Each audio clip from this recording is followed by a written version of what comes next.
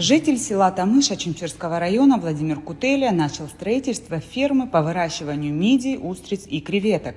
Идею жителю Тамыша подсказал его друг. Уже много лет у него аналогичное производство в России. Так и решили выращивать в акватории Черного моря черноморские мидии, гигантские устрицы и креветки. Мидии — это первоначальный мидия халагет. Мидия — это сама собой будет.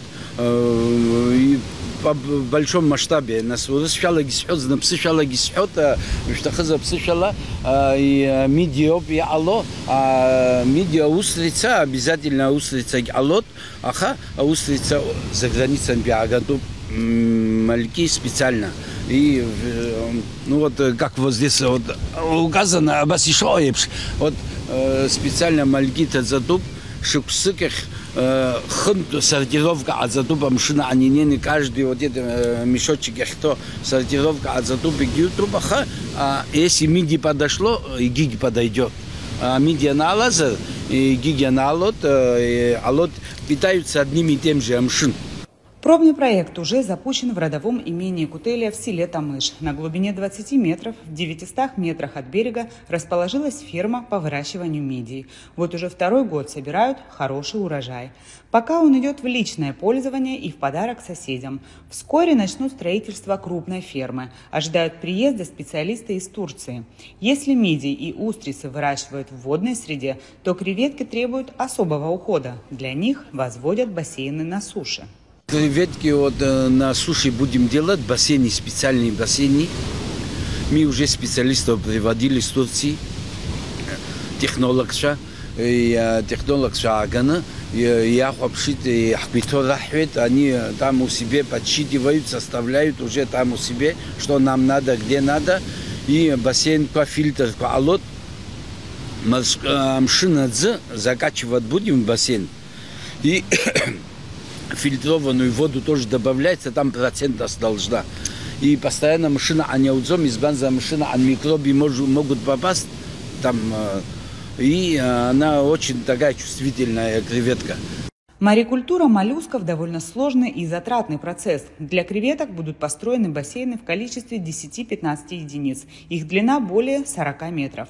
Конечно, учитывая всю сложность организации рабочего процесса, масштабность фермы и планируемый объем производства, объекту понадобится рабочая сила. Ферма станет источником дополнительных рабочих мест в селе.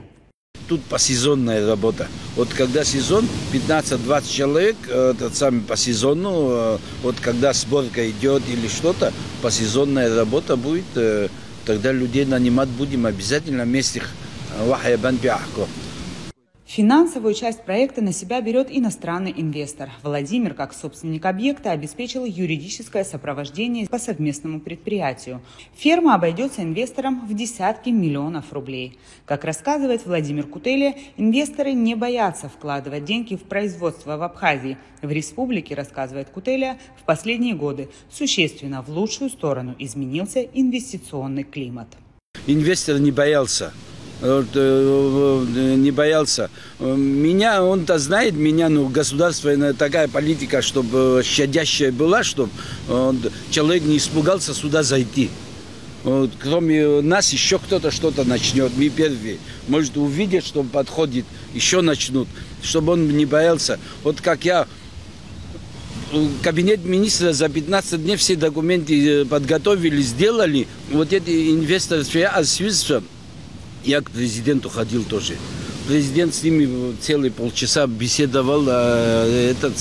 Он любит деловых людей, общаться любит и убеждать, и чтобы выгодно сюда зайти, чтобы им все безопасно будет. И вот для меня тоже это скусертынчатый, что президент Дахрацов, после него они тоже какие-то вдохновленные были.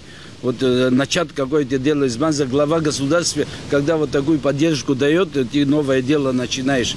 И у них какое-то вдохновление было.